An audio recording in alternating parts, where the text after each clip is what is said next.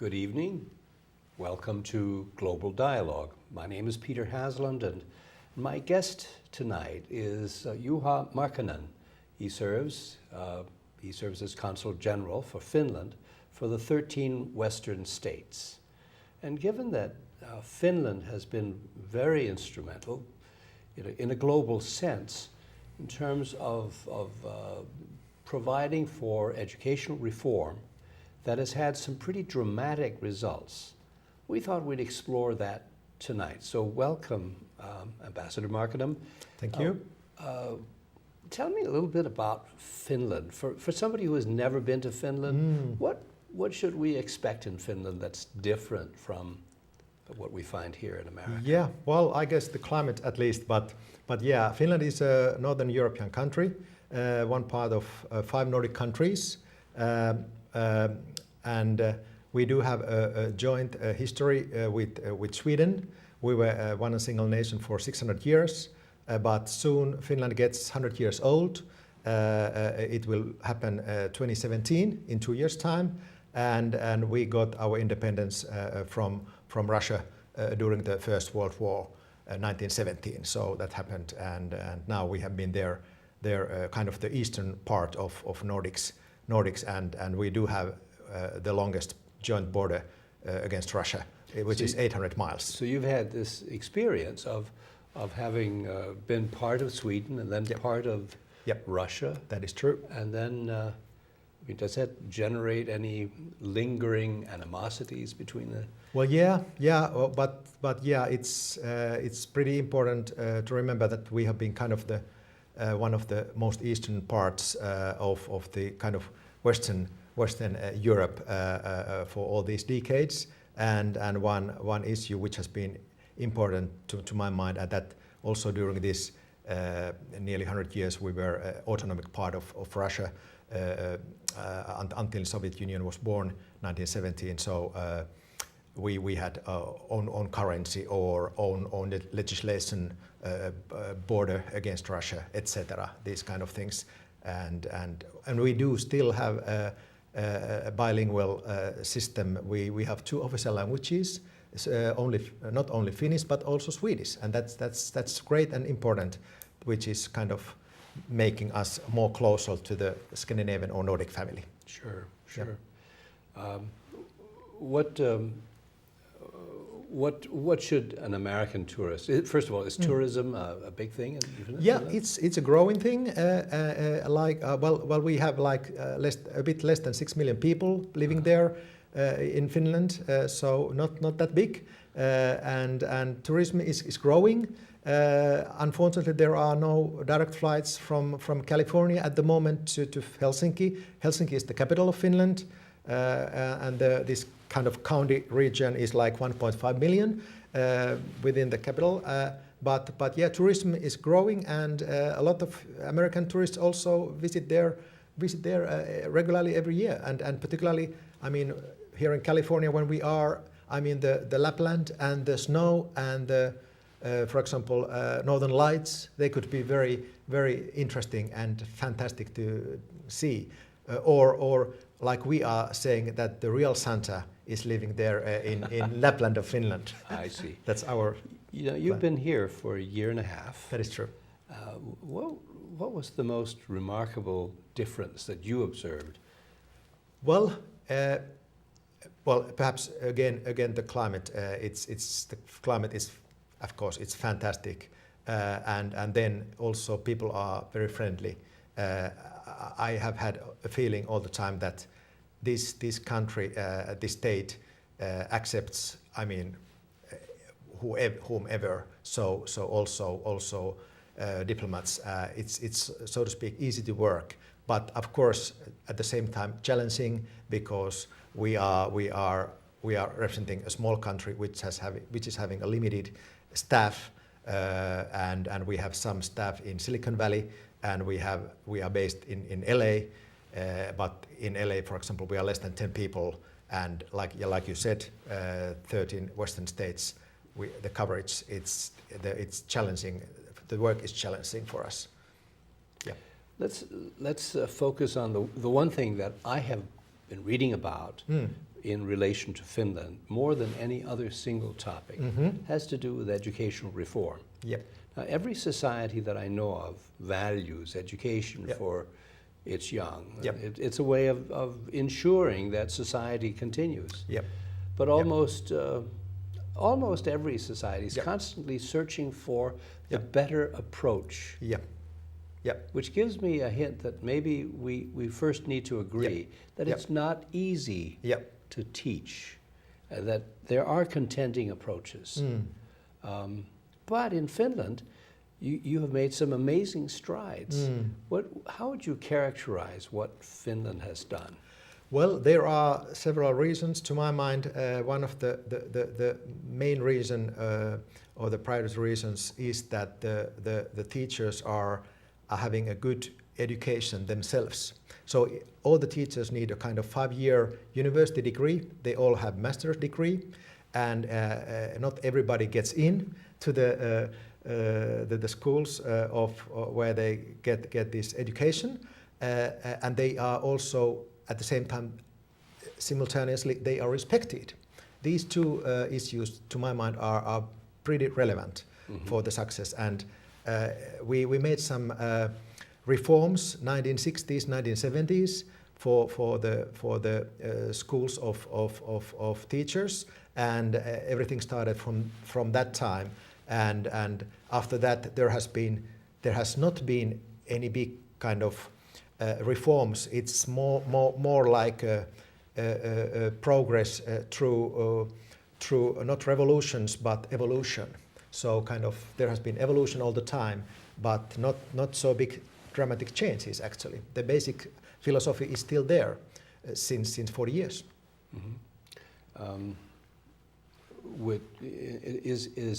Is curriculum, to be specific about it, is curriculum determined at the central government level? Actually, no. We do not have that kind of system. We have kind of some guidelines. I would say them describe them as guidelines, and that is one of the differences we do have between USA and Finland.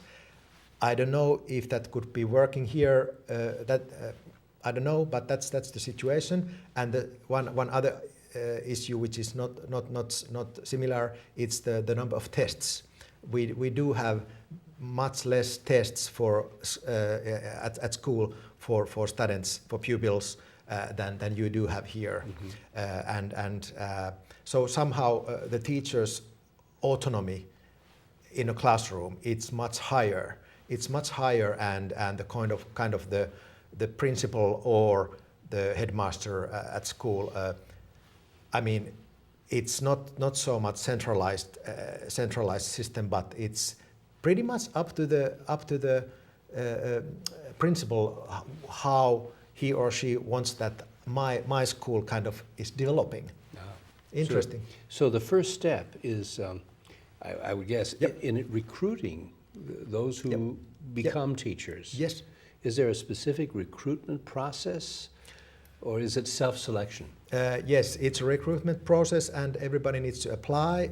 And you actually, well, my little sister is a teacher at the elementary school level in Helsinki, the capital of Finland, and well, it took her kind of 10 years to get a nice place she wanted to be. I mean, she applied many jobs and did kind of before getting a very good place. It took 10 years for her too. So it's a challenge to get those spots you would like to get, and those jobs you particularly would like to get. So when you talk about spots, you're talking about a job. Jobs. So yes. it's a job at a particular school, this school. as Exactly. opposed to that school. Yes. So how does Finland differentiate between schools? Are there good schools? People Well, really yeah. want to go to that school, Well, and not so good schools? Well, that could be you are now covering the main issue behind the kind of PISA rankings, global rankings, where Finland has been got very good results, and that is the case that actually there nearly every school is a pretty good one. So that is the difference. I mean, in Finnish system we do hardly have any private schools. I mean the Finnish system is that The schools are organized by local municipalities, local cities, and it's free of charge. I mean, it doesn't cost anything. It's part of this Nordic welfare society. The same system goes for all 5 Nordic countries, and it's the fundraising, or so to speak, the philanthropy. I've kept saying that, well, in Finland, everybody is doing philanthropy if you are working because you pay taxes. So everything is paid by taxation.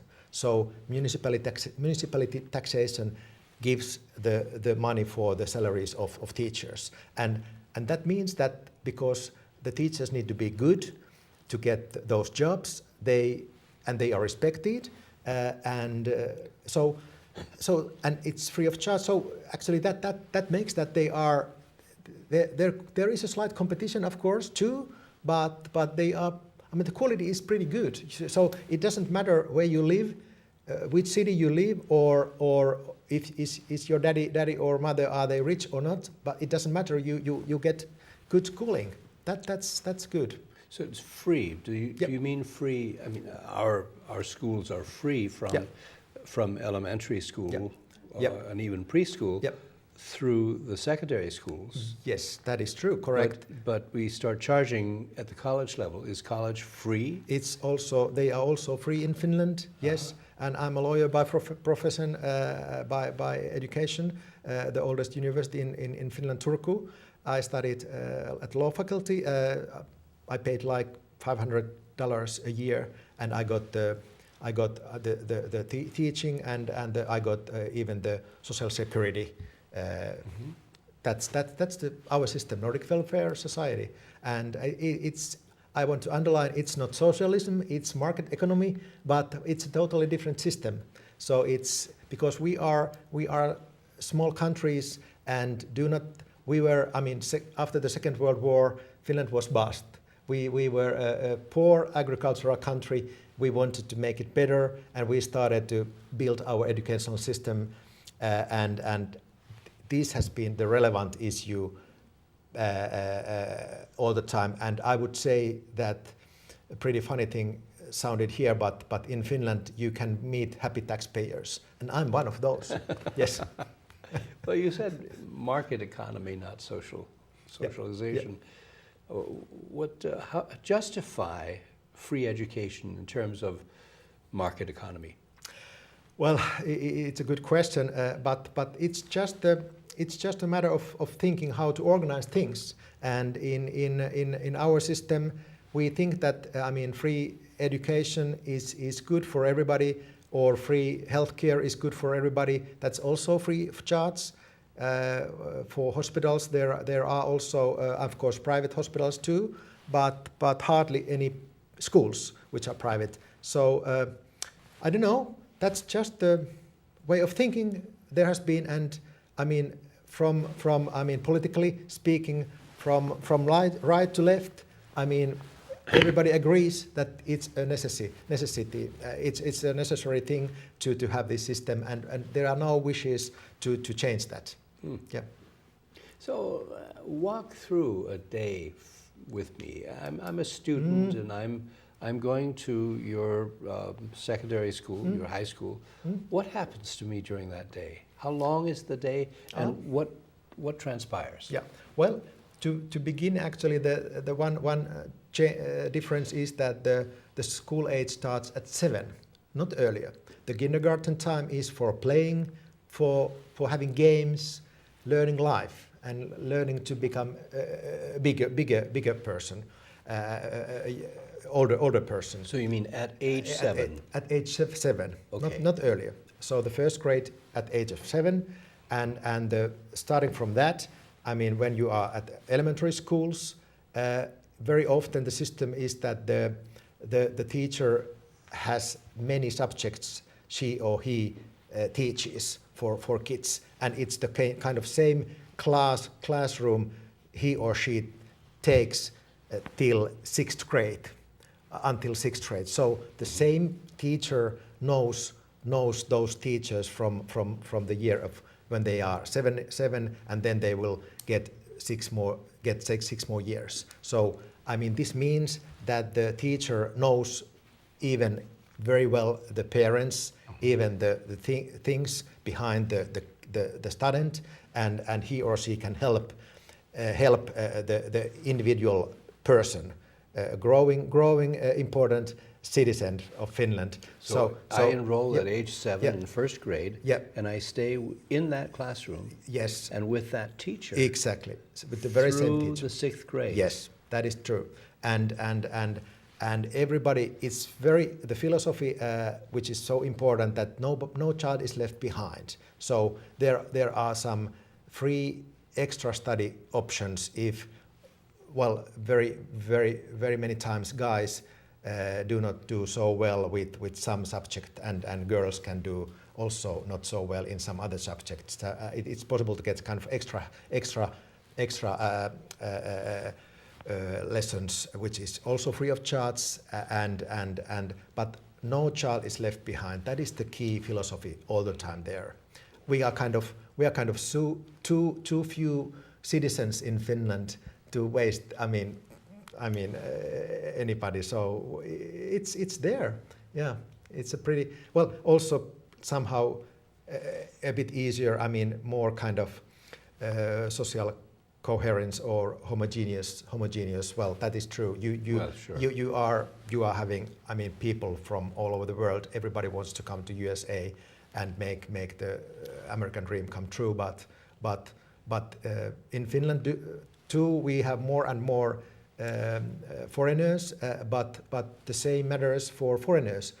Even for foreigners, even for US citizens, if you want to apply fantastic Finnish universities, it's free of charge for them too. A lot of Chinese are doing that all the time.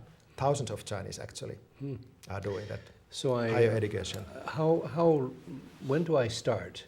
What's my day like? Yes. When do I start? At what hour? Very often between 8 or 9 a.m. and then which is very different too. There are 15-minute breaks between each subjects, and then there is a free and warm meal for everybody. And in Nordic system, the warm meal is something pretty healthy choices. And PE for everybody when you are nine first grades always PE, for example, for everybody at least once a week, and then the school day can end after 5 or 6 hours. I mean lessons, so 5 or 6 hours. So at 2 p.m. or 3 p.m. So okay. The days are not very long. One difference again, we do, like I said earlier, we do have less tests, but we do also have a bit less homework, and it's a matter of the teacher how to, decide how much homework. We do not have a given by somebody that each school, each teacher must give this and this and this as homework, but it's pretty much after the teacher. Let's talk a little bit about the testing. Yep. For us, it's a matter of holding schools accountable for specific benchmarks that students need to meet. Yep. How does that happen in Finland?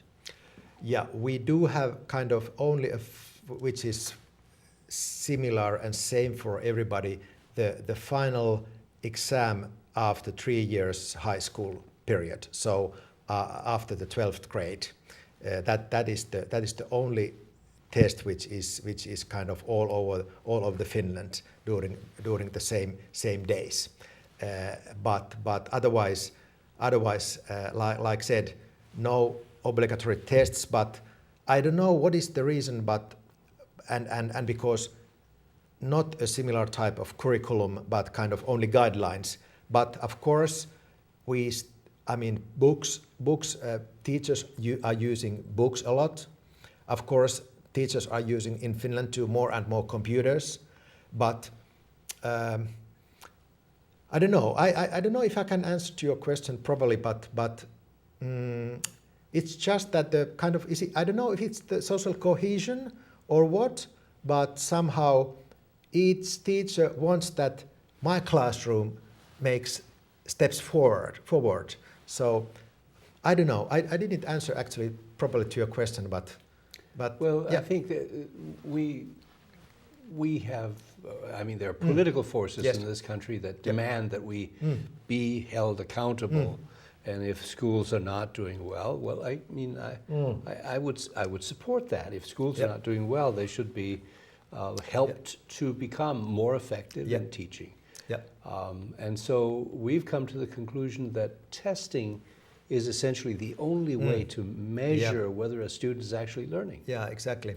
But in Finland, I don't sense, you don't do testing for the first 6th grades? Yeah, we do not give numbers during the first grades at all. It's just a kind of written explanation that your son or daughter is he or she doing great job or not so great job, and the parents read that. But after I think it's from the 6th grade at the moment, and giving kind of numbers, we have a ranking from 4 to 10, and 10 is the best one. But we do have rankings for high schools, which are published the press is publishing those rankings at the moment. There were no rankings like 20 years ago, but there are those at the moment. So, but it's kind of it's the mentality thing that we are so few. We need to try to do our best, and I guess it's the principals and the school boards which are looking and kind of encouraging the teachers and the principal how to make things better. Is motivation of the student, is that a problem? I would say it's pretty high. We do have the similar kinds of social media challenges that the kids are like sending all the time information, and they are not concentrating. But yeah, I think it's the motivation is pretty much in good shape. That could be one of the reasons behind the success. Well, the classrooms could be also smaller in Finland in some cases, but I'm not totally aware of the US situation. The literature that I've been reading about Finland's Yes. educational system says that the classroom size is about 20. Yeah. And that does make a difference. Yeah. Exactly. Yeah. So, you've now been here for a year and a half, and it's probably an unfair question. Are any of the reforms that you've experienced in Finland, do they apply here? Are there things we can import? Yeah, it's a very good question. You are like 320 million, and we are like 6 million, and that is you have a federal system. We do not have a federal system. It's a challenging question, but I think the one thing I would like to kind of export from Finland to USA would be the respect of these. They are municipality civil servants, all the teachers, and they are respected. They are okay paid, not so highly than perhaps people think, but it's a freer system, and the Finnish mentality is that, well, we have been, many years in a row selected as the least failed state of the world. It's a United Nations ranking, and least failed in terms of educational success. As a kind of government and how things are doing, but I guess it's the respect and the mentality thing which make that we still raise high the importance of teachers like policemen too. They are citizens highly respect the work, and that makes the thing that they kind of have a feeling that they do important job, and that would be perhaps the easiest way to transport. I don't believe that computers, for example, which we are also using, you are using more and more too, it's just a tool. Computers cannot solve the basic questions, to my mind. They are tools. They can help a lot, and an unavoidable thing. But it's not. It's these things take kind of years or decades to develop, to my mind. When you mentioned, and you mentioned it 3 or so times, this idea that within Finnish society there's a high degree of respect for the teacher. Yes. How does that come about? Because I think there is something to that we could benefit from. Yeah. That's a very good question. I don't know. It's kind of, it could be coming from the situation that Finns do not live in the easiest climate in the world. We do not have traditionally, like I said, we were bust after the Second World War. Started to build something better, and we still are processing that heavily. So I don't know. You have make good questions. I don't know. I can, perhaps I cannot answer you, but it's a kind of mental and mentality thing. Yeah. From what you have said, I mean, the two variables that make sense to me. One is a very homogenic society in Finland. Much more than.